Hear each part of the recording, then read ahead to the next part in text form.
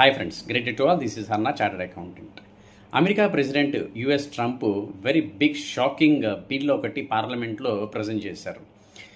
అదేంటంటే ఆ కంట్రీ నుంచి, అంటే అమెరికా నుంచి ఎవరైనా సరే వేరే కంట్రీకి ఏదన్నా అమౌంట్ని కనుక రెమిట్ చేస్తే ఆ రెమిటెన్స్ అమౌంట్ మీద 5% ట్యాక్స్ లెవీ చేస్తాము అని చెప్పన్నారు. అది ఎవరికైనా సరే, అది గ్రీన్ కార్డ్ హోల్డర్స్ అవ్వచ్చు, H1B వీసా అవ్వచ్చు, H2A ఆర్ H2B, ఏ రకమైన వీసా ఉన్నా సరే అదర్ దెన్ యుఎస్ సిటిజన్షిప్ కనుక ఉండి ఎవరైనా సరే ఏ కంట్రీకి అయినా సరే అమౌంట్ కనుక రెమిట్ చేస్తే 5% ట్యాక్స్ ఆ దేశానికి కట్టాలి అని చెప్పని ఒక రూల్ తీసుకొచ్చారు.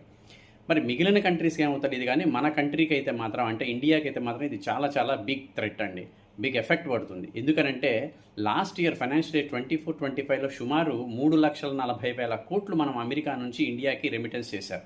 అది ఎలాగంటే అది వాళ్ళు ఇన్వెస్ట్మెంట్ కోసం అవ్వచ్చు, లేదనంటే కనుక వాళ్ళ ఫ్యామిలీకి పంపించడం కోసం వచ్చు. ఇక్కడ మన ఇండియాలో చాలామంది వాళ్ళ పిల్లల్ని అక్కడికి పంపించి ఉద్యోగాలకు అవ్వచ్చు, వ్యాపారాలు అవ్వచ్చు, అక్కడ చేస్తూ ఉంటారు.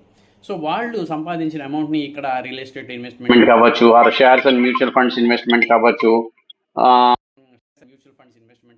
రకరకాల ఇన్వెస్ట్మెంట్స్ ఇక్కడ చేస్తూ ఉంటారు, ఫిక్స్డ్ డిపాజిట్స్ కానీ దేనికైనా సరే. బట్ ఇప్పుడు కనుక ఆ అమౌంట్ని కనుక వాళ్ళు పంపిస్తే 5% ట్యాక్స్ వేయాలంటే ఆలోచిస్తారు, పంపిద్దామా వద్దని. బహుశా ఇది ట్రంప్ ఎందుకని తీసుకొచ్చి ఉండొచ్చు అంటే వాళ్ళు రెవెన్యూని మ్యాక్సిమైజ్ చేసుకోవడం కోసం అవ్వచ్చు, ఆర్ ఎప్పుడైతే ఈ అమౌంట్ని పంపించాలో ఈ ట్యాక్స్ ఎందుకు లేని చెప్పని అక్కడ ఇన్వెస్ట్ చేస్తారు. సో అక్కడ ఇన్వెస్ట్ చేయడం వల్ల అక్కడ ఇన్వెస్ట్మెంట్ పెరుగుతూ ఉంటుంది. ఆర్ సిటిజన్షిప్ ఉన్న వాళ్ళకైతే కనుక ఈ ట్యాక్స్ వర్తించదు అన్నారు. సో ఆటోమేటిక్గా ఏం చేస్తారు, అందరూ అక్కడ సిటిజన్షిప్ తీసుకోవడానికి ఇంట్రెస్ట్ చూపిస్తారు.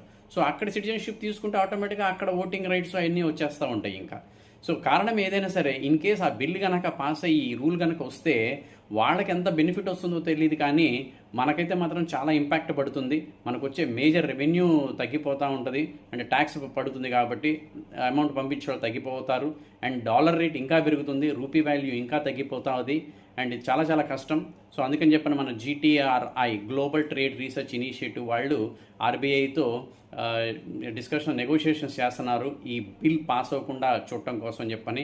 ఇన్ కేస్ పాస్ అయితే మాత్రం ఇది రియల్లీ చాలా చాలా థ్రెట్ అండి. So let us see what will happen now.